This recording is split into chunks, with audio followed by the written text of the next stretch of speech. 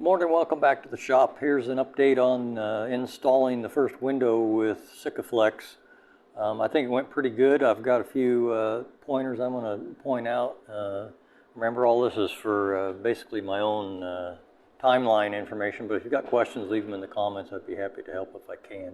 I made these little toe clamps, is what the machinist would call them, because they've got that little riser block on the one end that just helps pull the thing out so it's not flat up against the, if it was perfectly flat, they wouldn't really clamp anything. Anyway, I started putting them that way with the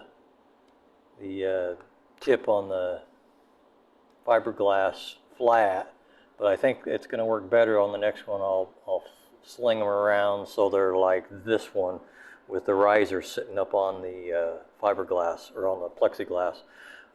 The problem I ran into was that they're so flat across the seam there that they pick up all of the Sikaflex that oozes out, and maybe they won't get contaminated if I flip them around. I put them all back on there just to hold the thing into the frame while the Sikaflex cures. It's supposed to sit there for 24 hours minimum with the clamps on it. I tooled off the stuff that oozed out. You're supposed to do that before it skins over. That works pretty good. I just used my finger.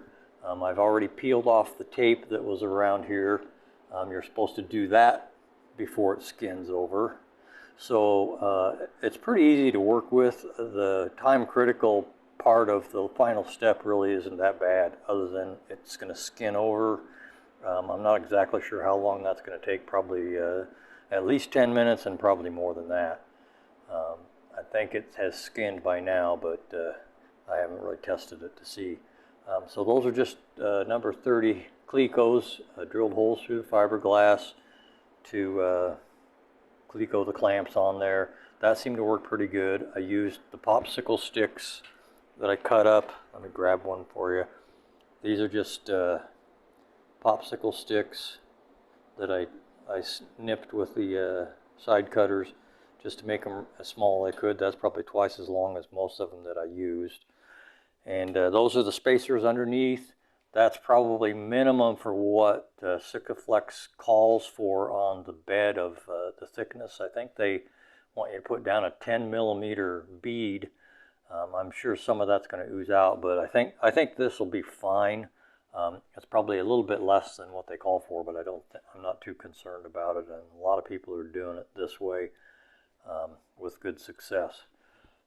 Right now I'm working on the second window here. I'm going to I'm sanding the edges now because I trimmed it down a little bit, and to trim it down it was just a little bit too big. I used that little Ryobi cordless grinder with the flap disc in it. I think that's a 60 or an 80 grit disc.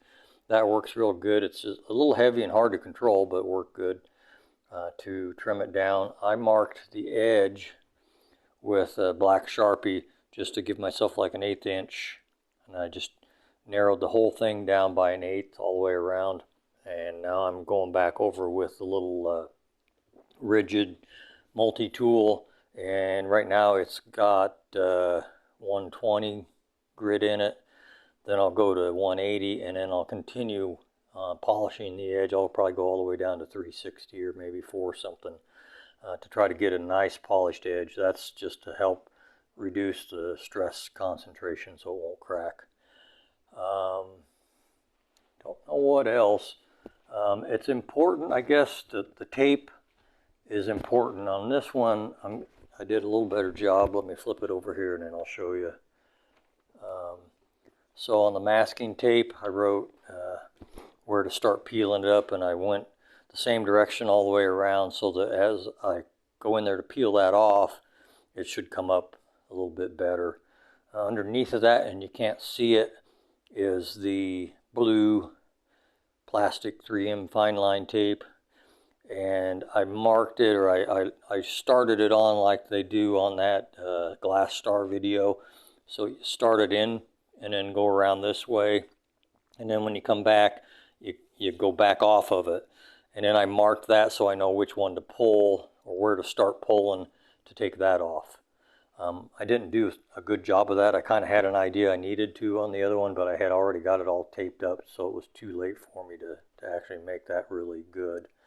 So that's important, because when you are ready to pull this stuff off, you don't want to waste a bunch of time and let it skin over, because I think then it has the ability to pull the Sikaflex out of the joint if you're too late, and it also makes it hard to pull the tape. So I want it marked so it's easy to see, and I won't have to fumble around trying to figure out how to pull the tape out of there. If that stuff starts to set up, I think what it does is it just makes that tape almost permanently a part of that joint. So you want to pull it before things start to set up. We'll go over there and look at the other side on the prep for the second window, but I don't think there's much to see there. I'll have a little bit of touch-up work to do, so like up here, I'm going to square this corner up and just kind of go around and make sure everything's nice and smooth and constant and consistent looking.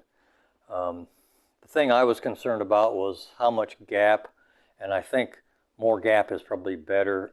It doesn't bother me. Now, some people might not like a whole bunch of extra gap, but I think the way it's going to turn out, since the primer underneath there is black and then the glue is black, you're not going to really notice how big the gap is, and you probably can't hardly tell in the video here, but of course that overrun there will rub off. I'll wait until everything's dry and set up before I start doing any further manipulation of that kind of stuff.